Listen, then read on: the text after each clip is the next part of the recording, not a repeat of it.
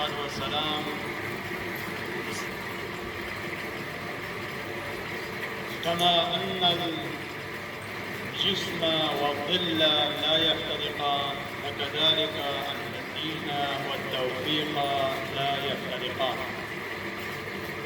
ہماری گفتگو ہو رہی تھی توفیق کے متعلق. تو یہ عرض ہوا کہ توفیق الہی وہ رحمت خاصہ الہی ہے، وہ برکت الہی ہے، وہ نعمت الہی ہے.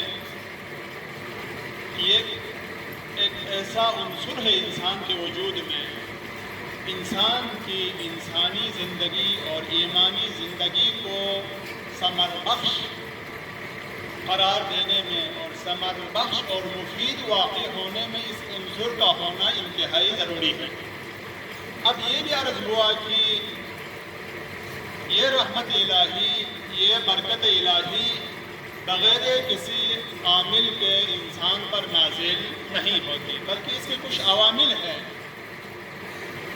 توفیق شامل حال ہونے کے لیے کچھ عوامل ہیں. ہم نے ایک دو کی طرف اشارہ کیا تھا. سب سے پہلا عنصر یا سب سے پہلا عامل اخلاص ہے.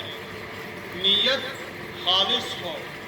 ہر کام جو آپ انجام دیتے ہیں، خواہ عبادت کی شکل میں ہو، نماز ہو، روزہ ہو، حج ہو، زکوٰۃ ہو، عزاداری ہو، یا حتیٰ کھانے پینے کی چیزیں، مختلف کاموں میں آپ خدا کو سامنے رکھیں، اللہ کی رضا کو سامنے رکھیں. یہ ہے اخلاص. اور دوسرا عنصر جس کی طرف اشارہ کرتے ہوئے مولا ہمیں فرماتے ہیں کہ جس طرح جسم اور سایہ کبھی جدا نہیں ہوتے، جہاں جسم ہو وہاں سایہ ضرور ہوگا. تو پھر فرماتے ہیں اسی طرح تدین اور توفیق کبھی جدا نہیں ہوتے. تو پھر جو شخص حقیقی متدین ہو تو خدا کی یہ رحمت اور یہ نعمت اس کی شامل حال ہوگی.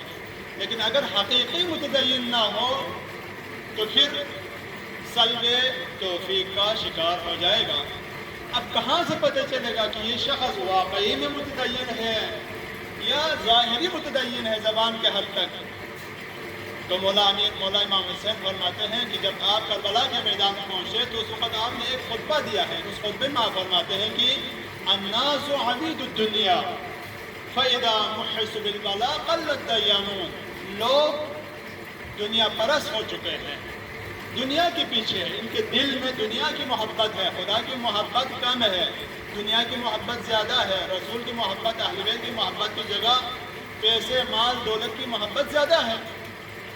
تو جب تک ان کی زندگی چلتی رہے گی یہ لوگ متدین رہیں گے.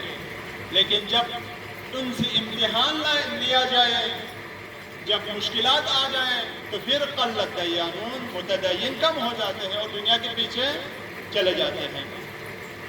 اس کے میں ایک خوبصورت نمونہ پیش کروں گا. کربلا کے میدان میں ذہن میں رکھیں، کربلا کے میدان میں دو بھائی آئے ہیں. ایک کا نام تھا عمر بن قریظہ تھا، دوسرے کا نام علی بن قریظہ تھا. یہ دو بھائی ساتھ بڑے ہوئے ہیں. ان کا باپ قریظہ بن کعب الاحبار پیغمبر کے بڑے صحابیوں میں سے تھے اور امیر المومنین کے صحابیوں میں بھی سے تھے. لیکن اس کے دو بچے ہیں، دو بیٹے ہیں، دونوں ایک ہی طرح سے خان تو بڑے ہوئے ہیں. ان میں عمر بن قریظہ بہت ہی متدین ہے، متقی ہے، پرہیزگار ہے، جبکہ دوسرا بیٹا علی دنیا پرست ہے. اب یہ دونوں کربلا پہنچے ہیں، اتفاق سے. تو پھر یہ عمرو جو ہے امام حسین کے کاروان میں شامل ہو جاتا ہے. دوسرا علی جو ہے پیسے کے پیچھے، مال دولت کے پیچھے، عمر سعد کے اس میں جیش میں اور فوج میں چلا جاتا ہے. ظہر عاشور کو جب نماز کا وقت ہوا تو 3 بندے امام کے سامنے کھڑے ہوئے تھے. ان میں سے ایک یہ عمرو بن قریظہ بھی تھے. نماز جو ختم ہوئی تو یہ اور سعید بن عبداللہ دونوں زمین پر گر پڑے. جب مولا حسین ان کے سرانے پہ آئے تو اس نے ایک جملہ کہا کہ ابن رسول اللہ، کیا میں اپنے عہد کا وفا کر چکا ہوں؟ اس وقت مولا نے فرمایا نعم، جی ہاں، کل جنت میں بھی جب میں داخل ہوں گا تو اس وقت تم میرے ہی آگے ہوگا.